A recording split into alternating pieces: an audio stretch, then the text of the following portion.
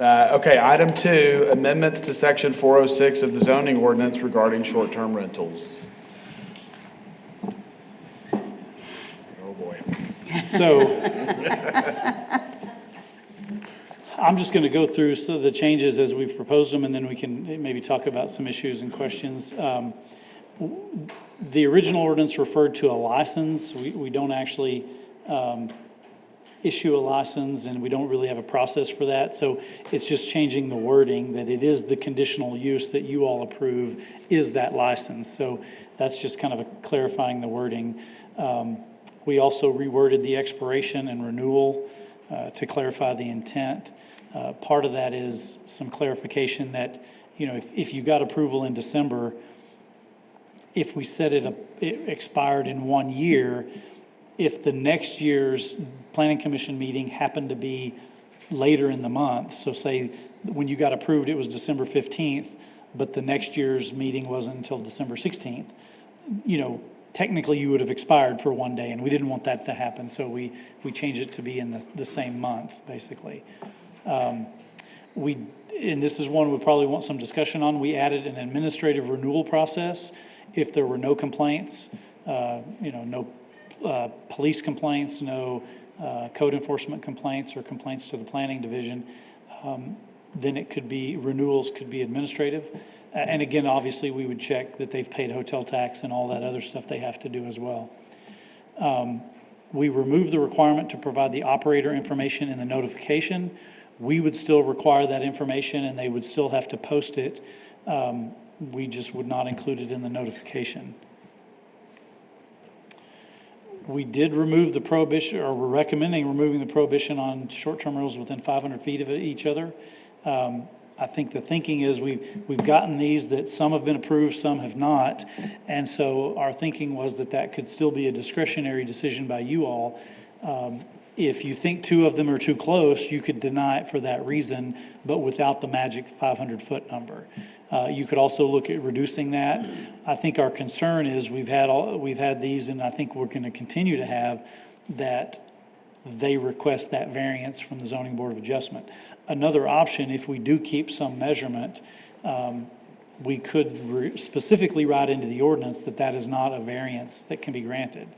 Now, that opens up a little bit of can of worms where, an example from another city, we had something that 2 things couldn't be within a certain distance of each other, but they were across a river, and to drive from one to the other, it was like almost a mile. But do we have the authority to grant that variance? That's a good question. I think we'd have to research. You have the ability to hear variances from the subdivision ordinance. I believe the state law specifically grants authority for those variances to the ZBA, and I don't think we can change that. Okay. Just asking. I'll wait. We did add the prohibition that City Council talked about a few meetings ago of not allowing them within 500 feet of a school. And we included the provision that is not variable by the ZBA. So if you're within 500 feet of a school, you just can't do it, period. Now, one piece of discussion here may be how we measure that. You remember the one on Lamar? Yeah. It was within 500 feet of the school property, but they owned a huge piece of property. It was well over 500 feet from the actual school site. I think we might recommend that you talk about the school site, but then how you define that. Yeah, Is it the front door to the school? Is it you draw a line around the developed school property? It gets tricky there. It's really tough. I think state law requires them to be fenced now, so you could say the fenced area of the school. I'm just throwing that out Yeah. right now. Since That would actually be a good way. That's a great because idea. That's Yeah. where the child's boundaries are at that school. Right, I I think think that perfect. is a good idea. Why would you just have it be the same as the notification measurement? I mean, the 200 feet for notification to surrounding properties, wouldn't that be the same? You mean keep the distance but make it 200 instead of 500? No, I'm just saying measure in the same way. There's obviously a Well, defined. that's property line to property line, so that would be keeping it the way we have it now. Shouldn't it just be consistent?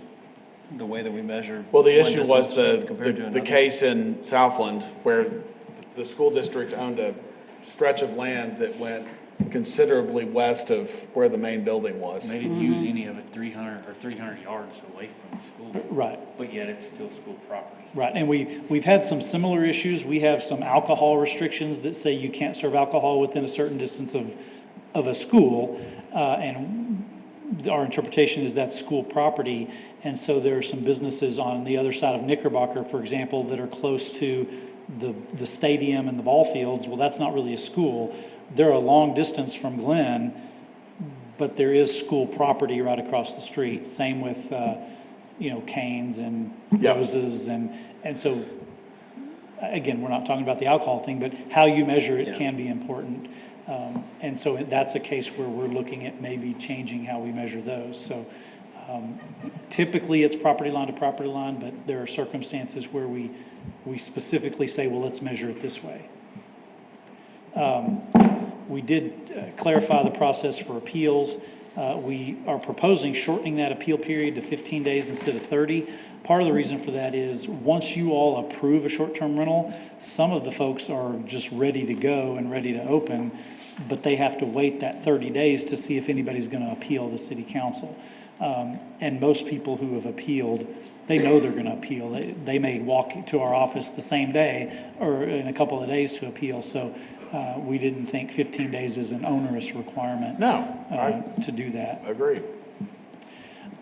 We are proposing changing the requirement for a change of occupancy and replacing it with an inspection checklist.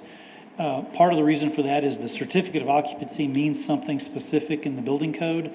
And what we found is it's triggering people to do things that wouldn't normally be required, changing out windows and some other things to bring it into compliance basically with the full building code. And so it's basically going to be the same as it is today, but without the reference to the change of occupancy. And then our building and fire folks would put together a checklist of the things they really care about that are life safety issues, like was mentioned earlier, the fire extinguisher, smoke detectors, Yes. making sure there's egress out of the building, but it wouldn't trigger all these other things in the building code that none of us think are necessary, and it's putting an unnecessary stumbling block in front of some of these conditional uses or short-term rentals, particularly in older houses. And then we eliminated requirements that are no longer allowed. I think we've talked about this. There was a court case out of Austin that basically specifically said you can't require a certain width street. If you allow houses on that street, you have to allow short-term rentals. Same with limits on outdoor gatherings. If I can have a party in my backyard, the court said a short-term rental should be able to have a party in their backyard with the same restrictions, so or the lack of restrictions. And so we've basically eliminated those things that the court said we can't do unless we want to do it for all single-family homes. I think that's it. Be happy to answer any questions y'all have about this.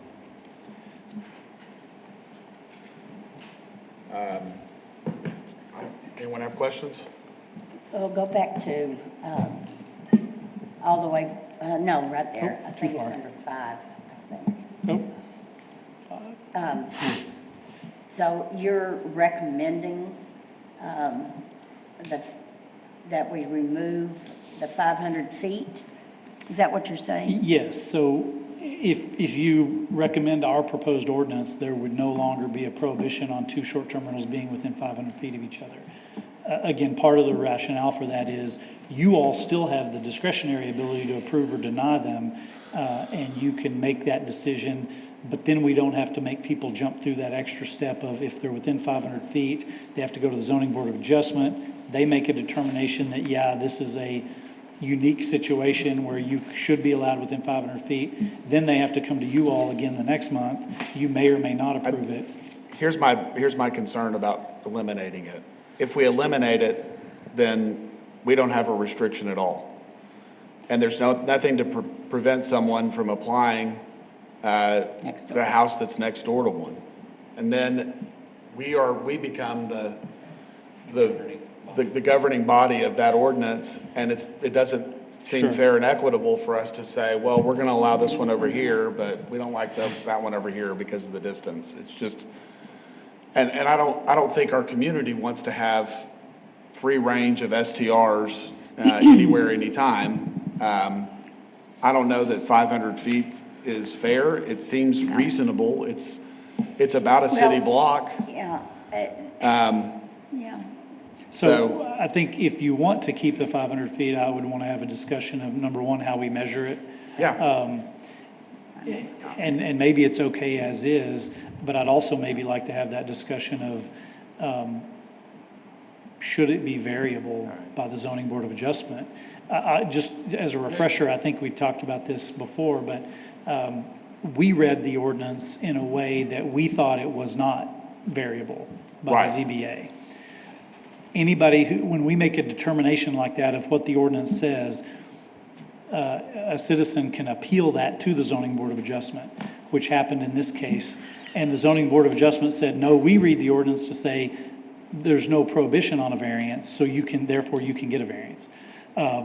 And so I think we might recommend that if you keep a distance measurement, whatever we decide on the number of feet, that maybe we do say it can't be varied by the ZBA. I'm great with that. Yeah. Personally.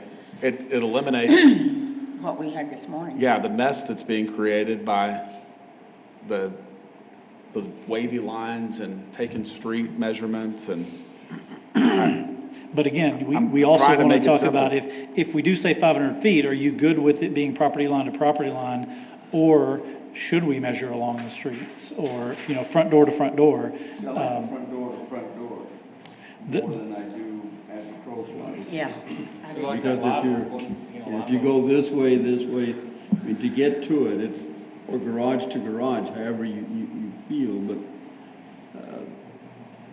that's a big distance. I mean, it's a big variable. is it from the center of the street? Or is it from the door? We probably want to define that typically, like with some of the alcohol provisions, it would be basically from the front door, measure out to the center line of the street, down the center line of whatever streets you have to get to the other one, to right in front of the front door and then to the front door. That would be clean. Now, not to throw a wrench in it, but as we were thinking through this, one of the potential issues I could see is two homes that literally are back to back, but measured as the around the crow flies. streets, it That's- could be more than 500.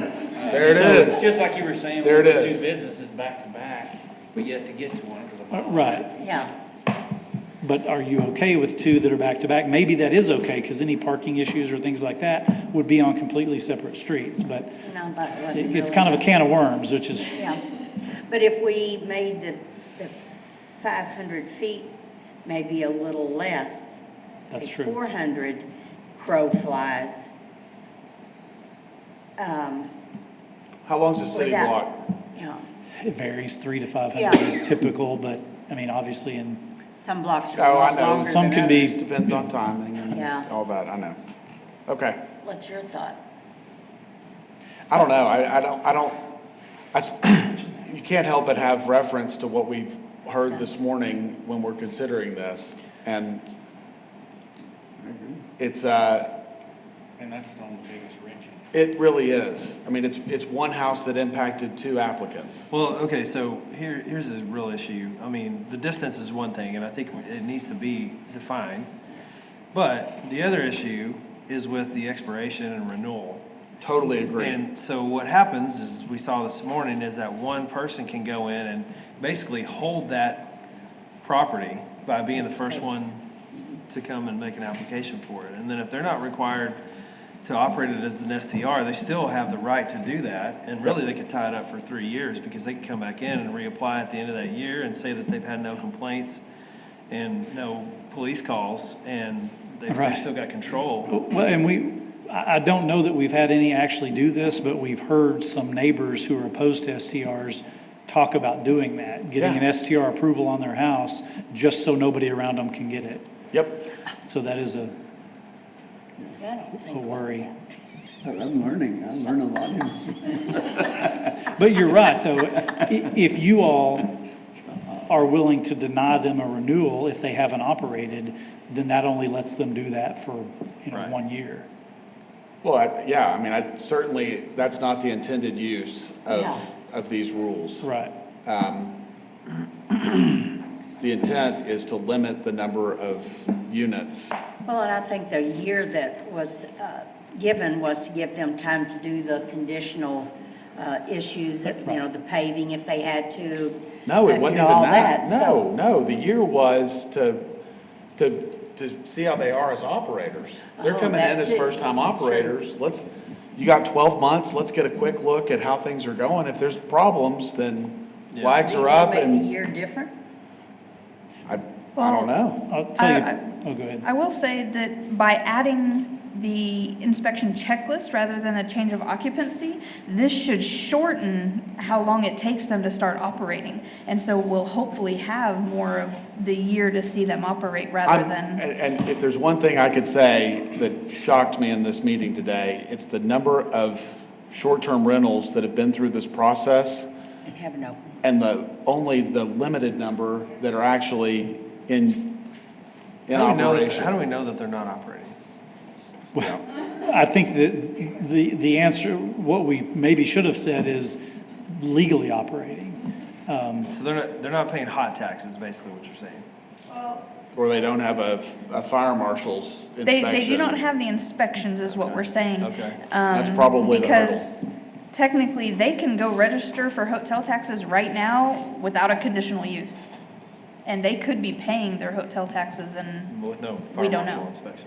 Well, the other aspect of it is, let's say that I want to buy the house next door for a short-term rental, and I won't buy it or won't do anything until I get approval, and it takes me X amount of time to get it approved.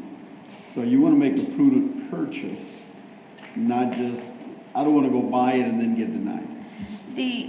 some of the realtors that we've been working with on, since that has been brought up, of people can say, I want to buy this house, but it's contingent on this. The problem with that is a lot of homeowners don't want to wait for them to come to this meeting and go through that. So a lot of them just are like, well, I have to buy this house. I'm hoping, a lot of them look at this ordinance as a checklist of, well, I've done this, I've done this, I've done this. There's no reason for the planning commission to not approve me. I think you're right. They don't realize it's a discretionary review by you all. Correct. They think if they meet the requirements, you're going to approve it, which isn't necessarily true. Which No, is what And we're happened. trying to do a better today. education And it's job not with them. a fiscally responsive means of acquiring a property. If the only reason you're buying a house is to operate a short-term rental, you have to put a condition in the agreement Right. that you're gonna get it approved before you buy it. well, then a seller is not probably, with that process being as long as it can be, a seller's not gonna hold their property off the market that long just for you to decide.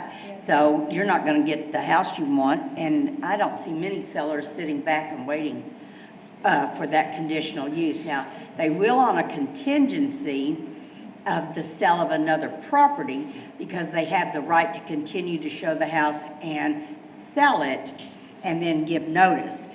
So number one buyer is gone if number two buyer can come in and within a time frame and purchase it. But this wouldn't be the same.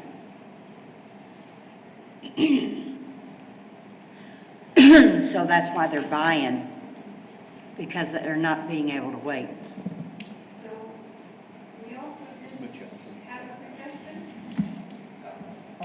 Okay, sorry. We also did have a suggestion of, instead of doing the 500 feet, do it of either a percentage or a specific number per neighborhood.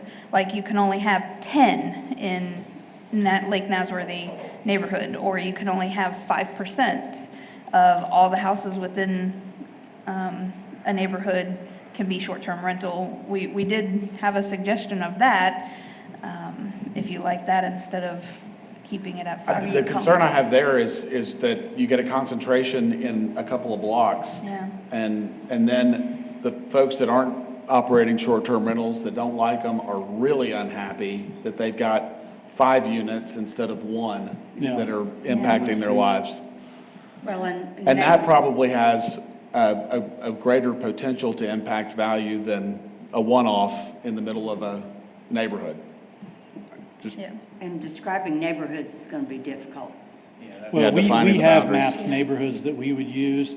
I know it doesn't always, I know people have sometimes questions, well, that's not really in the Bluffs neighborhood, for example.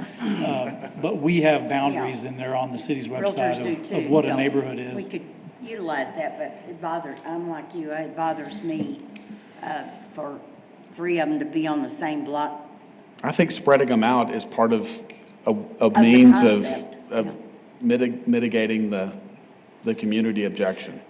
So let me throw out another, if we're going down the road of keeping some sort of separation, I think we would probably recommend writing in some sort of grandfathered provision where, because we've just approved some that are within 500 feet of each other, I wouldn't think we would want to deny them a renewal just because they were already within 500 feet. Well, are they compliant?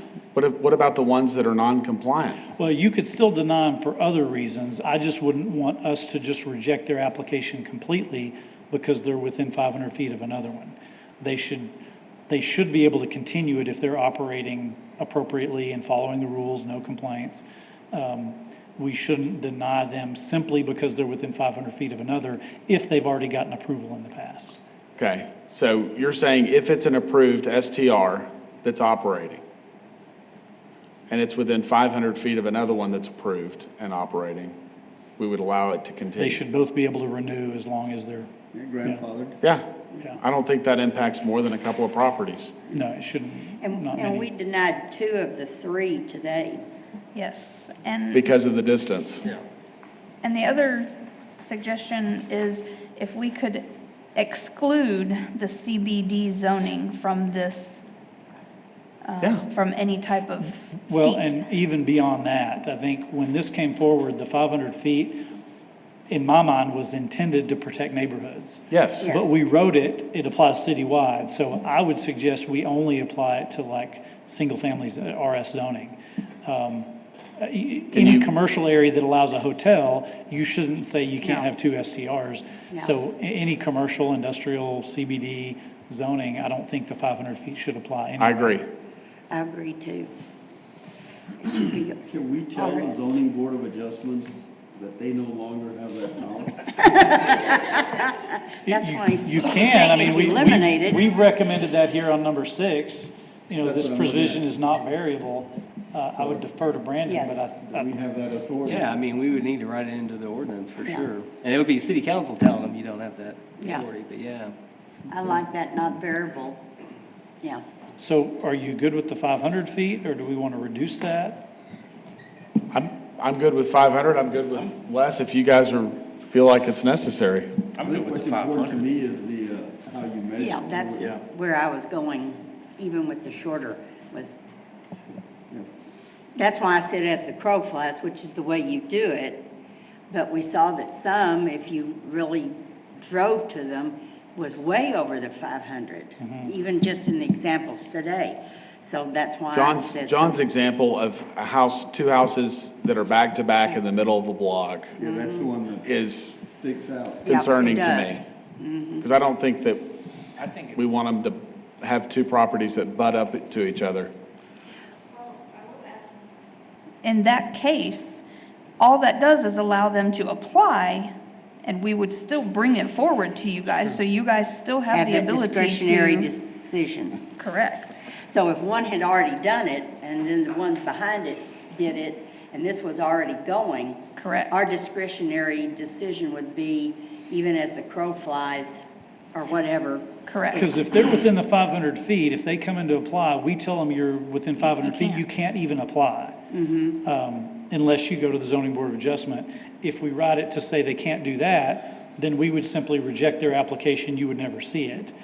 So that's part of the question is, in So that you- case, you would still see it. You could still say, hey, they're back to back, we're not gonna approve it because of that. I'd rather see it, Okay. don't you think? I'd rather just have clear rules that everybody understands. Well, have we found that yet? I mean, property to property, that's Luke, you're thinking it's just, The simplest way is the keeping the 500 feet or changing the number, but just property line to Yeah, property go to line. 400 as the I crow think flies. 500 feet is good. I think it's. How- We've just ran into that problem here lately, partially because we had mishaps, people buying stuff before they knew they could. 300 Then- and 200. Yep. Okay. leave it at 5. Okay, So leave it at 5, have grandfathering for existing, keep Yes. it lot line to lot line measurement. Yes. yep, as a crow flies. And number 6, make sure that one's done. Oh, yeah, not variable. And allow in commercial districts? Allow it in Not commercial. Commercial, just No residential. distance So- designation. R1? I think, RS1? I would say non-residential for sure. Okay. That's the way to say it. Now, what about apartment type zoning? Personally, I don't see an issue with having it in RM. I don't either. Okay, You're allowed to do month-to-month leases in apartments. So less than 30 days, they've got to furnish the unit to do it. well, and if you Maybe keep they it- tap a market that reduces the number of houses that operate like this. But I don't think I don't see it as a major problem. RS1, RS3? I would say all RS, so Okay. RS1, 2, All and right. 3. Yes. That would So it would get be single-family allowed. duplex, Residential, yeah, yeah, RS, not RM, right. yes. Yeah, not Yeah, RM. what's one on Twig that's residential, that's 9, it's the little one. Oh, yeah, that's condos. It's not apartments. Okay, so are we saying condos can have STRs? It's going Well, to depend on the that would be zoning. in If their it's RM homeowners. zoning, then, Well, each individual owns, Well, well, but they have then under the homeowners current ordinance, association. well, that's likely RS, it's probably townhomes, is that how those are typically done, which is an RS3 zoning. But He's you can- talking about the two developments on Tuig that are on the river. Is it Tuig? No, it's No. not, it's What I'm Avenue. talking about is on Twig, 'cause Yeah. I used to own 3 of those. Could I short-term rental them? Well, I sold them, I don't own them. no, didn't you have a homeowners association? We have- That's The where River you- Terrace. Because I know the homeowners associations, and several Well, of that's them a will good not example. allow rentals, their owned properties. But Under, if it's un- overruled- under our current ordinance, it's property line to property line. And so it says Yeah. you can't have a short-term rental on a property that's within 500 feet of another property with a short-term rental. But what that means in reality is in an apartment complex, you could have 8 short-term rentals because it's all on the same lot. Yes. So, I mean, to me, it seems like RS is the zoning to have the 500 feet. Yeah. And other zoning districts, then it doesn't have the 500 Right. feet. I agree.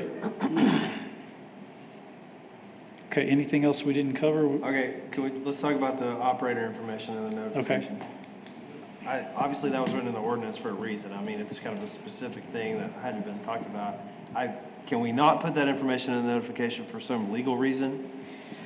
I don't think so. I think our concern is if you're putting it in there, in the notifications before they've even been granted the conditional use, I mean, you're kind of creating a scenario where, I mean, they could be harassed, there are phone numbers out there, and That's the you point, don't even, honestly. well, I I know, mean- but if they don't get the approval, I mean, I think the real reason is, once they are approved, they maintain that information. They have a requirement in there where if that information ever changes, then it's on them to send out the 200-foot notices of that. Right. So, but no, I don't think there's a legal reason you can't have it in the. No, that's right. We could keep that in if, yeah. One of the reasons is we have been questioned by a lot of the applicants about we don't make commercial businesses do this. And But you're. we don't make But you're residential going in the people middle. do this. You're going in the middle of a neighborhood. And And you're that is the answer we impacting, give you're them. impacting a lot of folks around you potentially, and if you can't stand for what you're doing to operate your business in the middle of a neighborhood, then maybe you shouldn't have the business there. Well, if you're leaning towards keeping it, we might make that one similar to what we just talked about. Maybe that's not necessary in a commercial district. No. Maybe the operator information's only in the RS district Yes. as well. Yes, I'd be fine with that. yes.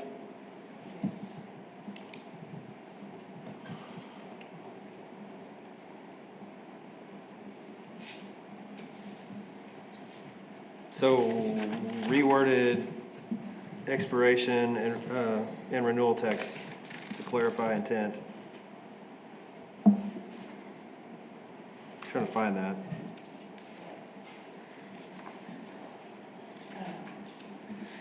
I mean, I think I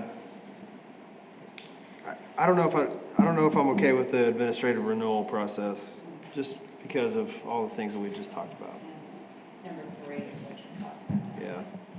And again, that would only be if there've been no complaints. I Yeah, think- but if they're not operating, there's no complaints. Yeah. I mean, Yeah. that's the thing. Yeah, I agree. So either, I'd like to see either add a requirement that they prove that they've been operating during the 1 year, or that we don't have administrative approval. Well, Yeah. I would suggest maybe do it after your first renewal and say, you know, your continued renewals then become administrative. So the Yeah. one-year Oh. renewal comes back. Yeah. One-year And then renewal comes subsequent back, ones- but then I subsequently think that's the one that renewal. we're most worried Yeah, about. that'd be okay. Yeah, that's Yeah. fine, Would yeah. that be But good? to Luke's Okay. unit, on number 3, shall be approved administratively and all those words if they have been operating for a minimum of 2 months, Within- 3 months, Well, some or time within their first year. Or Yeah. within the first year? Yeah, the Well- first year, you guys will still Operating see. prior. Because I mean, if they open up on the last day of the year, then you don't have anything. You don't have a record, yeah. Well, Maybe basically at the end of their third, well, Yeah, it'd be yeah, the 3 end of their third years. year 3 years. of operation. yeah. Then it would become administratively Yeah. Yeah. renewable. That seems Yeah. reasonable. Yeah. Anything else? What does paved mean? Concrete, asphalt? Correct. I have now cut out the definition of paved surfaces from the ordinance, and I include it in all STR stuff. Because it's asphalt, concrete, there's a 2 signature layer, something like that, that is Two-course, TxDOT, 2 course, yeah. something. But it's basically a top Or of brick. asphalt pavement kind of thing. Some sort of asphalt? Can't be Correct. caliche, can't be gravel, Correct. can't be just dirt or grass. Okay, so it's not It just is a hard defined in the surface. ordinance. Okay, just not a hard surface, it has to be, okay. I know that's come up prior. Correct. So, 2 ways we could do this. If you're comfortable with these, approving it with these changes, sending it on to council, or do you want to see the actual ordinance language back with these changes? I think I'd like to see the language. I agree. So we'll bring it back in November. Gives us one more chance to take a look at it, and I think we've talked about a lot of Yeah. changes. Okay, Well, I think they're important, and we want to make sure we get it as right as we can. Yeah, I agree. Yeah. so It affects a lot of people. unless you have other recommendations you want brought back, then we probably just want to table it till the next meeting. That's great. And I don't know, Anyone wish, I don't know if open we it had up a for public public hearing, comment? Anyone wish to speak on this? All right, I'm going to go ahead and close public comment. All right. Should we make a motion to table it? Yes. Would anyone like to make a motion? So moved, that we table this. All right, we have a motion and a second to table item 2 on ordinance amendments. All in favor, say aye. Aye. Aye, opposed, 5-0.